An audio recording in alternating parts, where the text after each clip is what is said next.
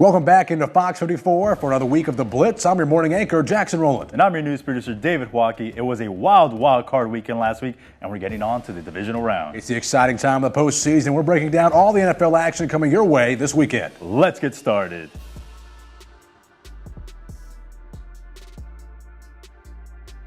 All right, kicking things off in our divisional round is going to be the Bills-Broncos, an exciting matchup. Bills coming out of the wild card, a close one with the Jaguars, but we haven't seen the Broncos, at least here on our station, in a little bit. David, what do you expect to see?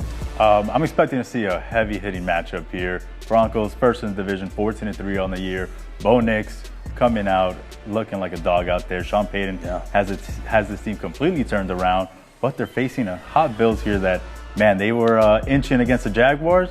And they're looking to take down another young star with Josh Allen at the helm. Yeah, one thing we saw late in that Jaguars game was this Bills offense can make explosive plays and move down the field quickly when they need to. They're finding their footing in the postseason, and that's when teams need to peak. Now, for the Broncos, I love what's going on offensively. You mentioned Bo Nix acting like a dog out there. He's got Evan Ingram helping him out with both the blocking and the receiving.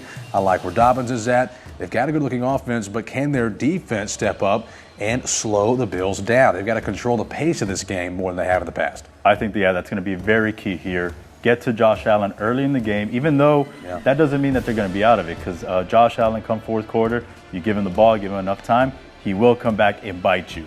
So I think that's going to be the thing. Contain Josh Allen. Don't let him get loose. Try to contain as much as this tush push as you can, because apparently he can go 10 yards almost into the end zone with that. Yeah, I mean, he's a bigger guy than you think. I remember one year I was at the Masters standing next to him, and I thought, I didn't realize he was this big. So he uses that on the field. He's got those long legs. If the Broncos, if I had any piece of advice for him, because if that matters, I would tell him to try and slow this game down, control the pace, get, like you said, get to Josh Allen, create hurries, create pressure, but then also the run game for the Broncos has to, has to gain a little more traction than it has in the past. They rely pretty heavily on the air raid. They're going to need the rushing game to step up. Yeah, and as for the Bills, my advice would be don't change anything. Rely on your run game. Rely on James Cook and Josh Allen to get you to the promised land, and that's actually where I'm going. I'm going Bills on this one. I think they're going to take care of another young quarterback in the playoffs. I got to agree with you here. I think the Bills get it done. I like what I saw at the end of last week's game against a tough Jaguars team. They matched them there, trading punches at the end. I think Josh Allen and the Bills get it done.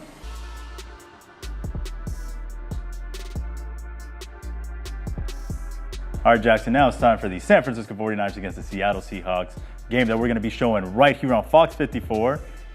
What are you thinking on this one? Well, this is going to be, to me, one of the most interesting games of the week. You know me, I like the Seahawks to win the whole thing. They have a phenomenal offense right now. It kind of gets overshadowed by the defensive effort. But we're looking at stats before we come on air. We both couldn't believe Sam Darnold's thrown for over 4,000 yards. He's got help from Kenneth Walker in the backfield. He's got Smith Najigba out there at the slot position. So he's got a lot to work with, a lot of talent.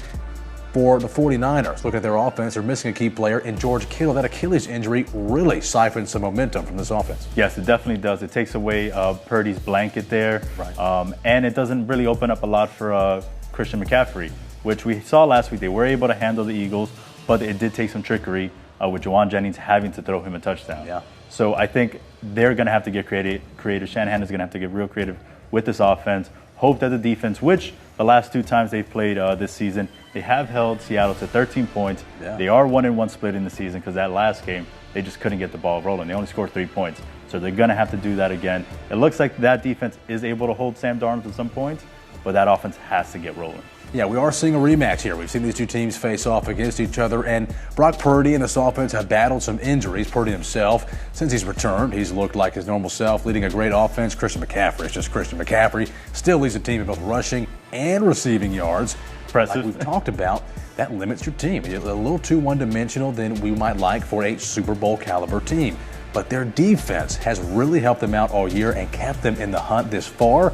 If they can limit Sam Darnold and this passing game, Kenneth Walker's going to have his hands full with a nasty front defensive line.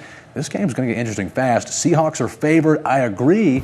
I take them in the long game. Okay, I agree with you there. I think what's going to be huge here for them is who's going to be that next person that steps up. Is it going to be Tongan? Is it going to be Juszczyk? One of those guys has to step up and help McCaffrey, because if you're able to shut McCaffrey down, this offense is going nowhere. Yeah.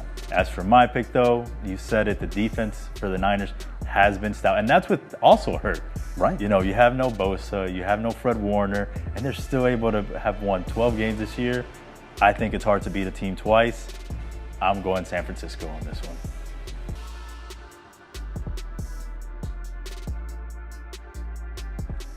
All right, now we're moving into Sunday's action, and we have a great matchup here with the Texans and Patriots. Drake May making a case for the MVP candidate, throwing for 4,300 yards, 31 touchdowns, but he's facing a nasty defense. David, what do you think? He absolutely is. It's a defense that, for the most part, kept Aaron Rodgers at bay there, and then that fourth quarter came, and they just exploded. They're on a 10-game win streak right now, which is highly impressive after having a semi-little slow start there. This team, I think, is very dangerous, and they're firing on all cylinders right now. They have a good running game with Marks. Obviously, Stroud, second year now in the playoffs. I think he's going to do really well. And May, we did see him, you know, not do too bad in his first playoff game against the Chargers. But what I like with Vrabel over here is that he kind of has like a three-headed monster behind the back, because May could run, Stevenson could run, and Hendrickson can run. And I think that's where maybe Houston might have a little bit of trouble. Yeah, this Patriots offense right now looking like maybe the best in the league. I'd argue them against maybe the Rams. I mean, the Patriots right now look great under Drake May. I would not have guessed at the start of the season he'd be in the MVP conversation, but he's proved me and a lot of other people wrong. Now, Patriots are favored, but I'm going to tell you why I'm going to go with the Texans. I like C.J. Stroud being in his second year in the playoffs. I like where the offense is heading. It doesn't seem too one-dimensional. It seems spread out. The run game seems to get going early, pulls defense up, and then C.J. Stroud is able to do what he does and has guys like Nico Collins, although it's listed as questionable for this week. But this defense, to me, is what is going to be Drake May's biggest challenge this year, is a postseason red-hot Texan defense. I think they're going to create some pressure. I think Drake May answers, but I think it's just enough to edge out the Texans in a close one. All right, and I'm going to actually go the opposite with you. Now that Drake May has one game under his belt, he's back at home again at Gillette Stadium. I think Vrabel's going to get something out of him, and something that he did not use last game was Stephon Diggs. I'm looking for Diggs to open up this offense and take it to Houston, so I'm going Patriots. Home advantage is big. We'll see.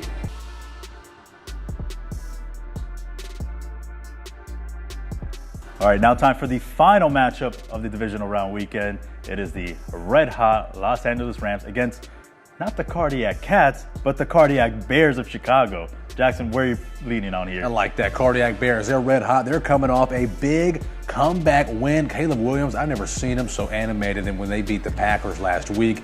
They're wearing the cheese grater hats on the desk post-game. This team has great energy right now. However, it was a comeback victory. You don't want to be in that position against the Los Angeles Rams with the clear MVP frontrunner in Matthew Stafford and his main target, Puka Nacua. They're jumping out to big leads early, and then they're closing those games out. So if you're the Bears and you get a slow start, you can't come out the gate competing with the Rams, I don't see a comeback like that happening against LA. They've got to watch themselves. They definitely do. I think I said this earlier in the year. The Bears, if you were to pick any of their games, just pick like a good 3 minutes of it, you could either say, oh man, this team is undefeated, or they're defeated. Right. And it's crazy to think last week, those first three quarters, it looked like the Bears were out of it.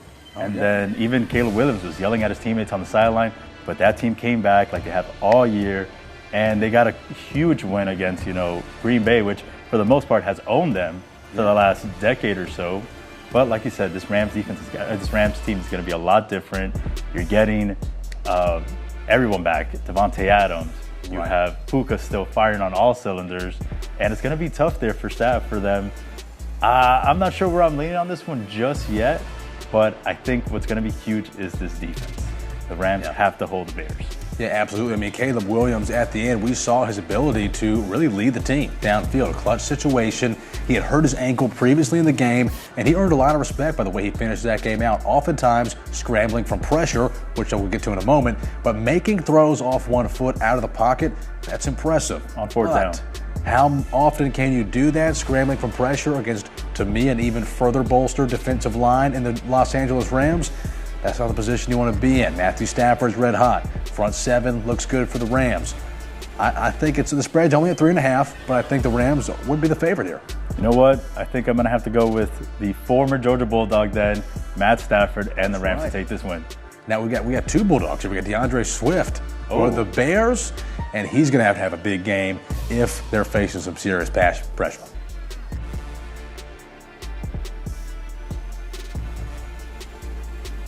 Well, thanks for tuning in to another week of the Blitz here on Fox 54. We're previewing all the NFL action coming your way this weekend. Yes, and that road to the Super Bowl is getting tighter. I've been your news producer, David Waukee. I'm your morning anchor, Jackson Rowland. We'll see you next week on the Blitz.